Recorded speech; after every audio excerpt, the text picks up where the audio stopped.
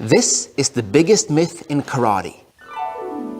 Once upon a time, on the island of Okinawa, there was a peaceful farmer working on his land.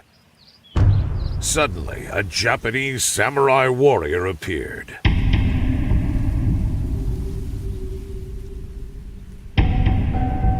Luckily, the farmer had developed a deadly martial art that allowed him to defeat any opponent using his empty hands.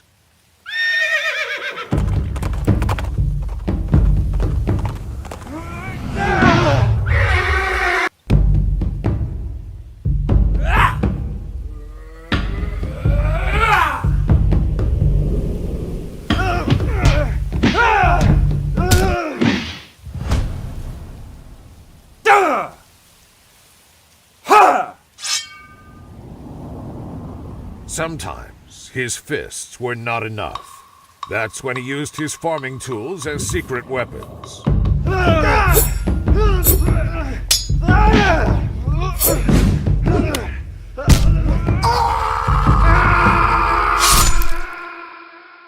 Although the story of the oppressed Okinawan farmers is romantic, it is not true. And the reason it exists is because of something that happened in 1879. Check it out.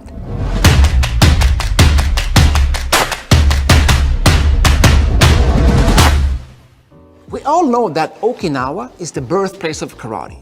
But before it was called Okinawa, it was known as Ryūkyū, and it was its own kingdom. And that's why it's so unique, because it is nothing like mainland Japan. Even the king's castle looks completely different compared to Japanese castles. In fact, it looks much more Chinese, and that's because the Okinawans loved everything that came from China. In fact, China was considered so important that all the upper class nobility and aristocratic families spent their entire days studying everything that came from China.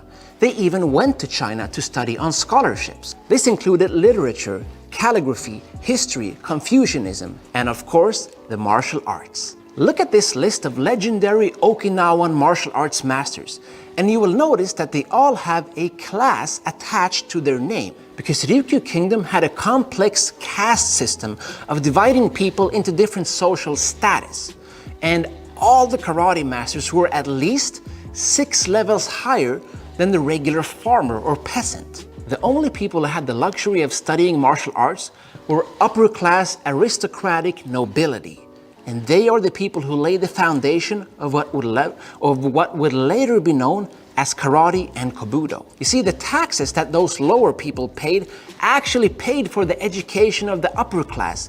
In turn, that's what made them into the martial arts masters they could become, because they didn't have to work in a field all day. A farmer in the Ryūkyū Kingdom had to work about 18 hours a day just to pay those taxes and put food on the table. They didn't have the time, ability, or the economic means to actually practice any martial arts. But everything changed in 1879, when the Meiji rulers of mainland Japan came and demanded that the Ryūkyū Kingdom would be changed to Okinawa Prefecture and become a part of Japan instead of having any ties to China. When the Ryūkyū Kingdom fell, the class system was abolished. That led to 2,000 aristocratic families and 300 lords, plus the king, being kicked out of their fancy mansions and castles and forced to live on the countryside with farmers and peasants.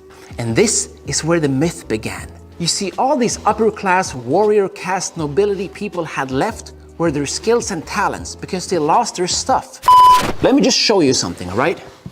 This right here is known as a muge, and it's supposed to sit on the face of a horse, either this way or that way. I'm not sure. I only kick like a horse. I don't actually ride horse. And I got this when I was in Okinawa.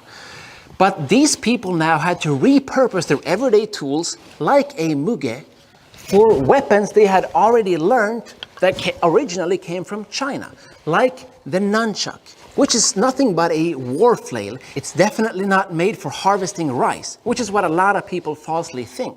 Or let's take The sai, which was actually used by law enforcement in China originally, and it was not a farming tool. And the same goes for the tonfa, which a lot of people think is the handle of a mill that broke loose and they started using it to defend against the samurai, when in fact it was also a Chinese weapon from the beginning that these aristocratic warrior class people learned. And as a result, people now think that both the armed and the unarmed martial arts from Okinawa came from the farmers, when in fact they were way too busy trying to survive than to develop highly sophisticated martial arts. Look, I don't have anything against peasants or farmers. Half of my family is actually that, and after a long day in the fields, all they want to do is chillax, have a cold one, maybe jump in the lake or go to the sauna. They don't have any interest in exercising, and especially not the martial arts, because they know if a samurai would show up, they don't stand a chance anyway. Unfortunately, this romantic myth of the oppressed Okinawan farmer has kept spreading even until this day, so much so that a lot of people think that jumping kicks were developed to kick samurai off their horses. Karate and Kobudo are highly sophisticated systems of martial art, which means that we need to stop believing in that romantic story of the oppressed farmer and start believing in facts, because only then can we penetrate the ignorance surrounding this beautiful art. And if you agree, please send this video to somebody who practices karate so they can learn the truth as well.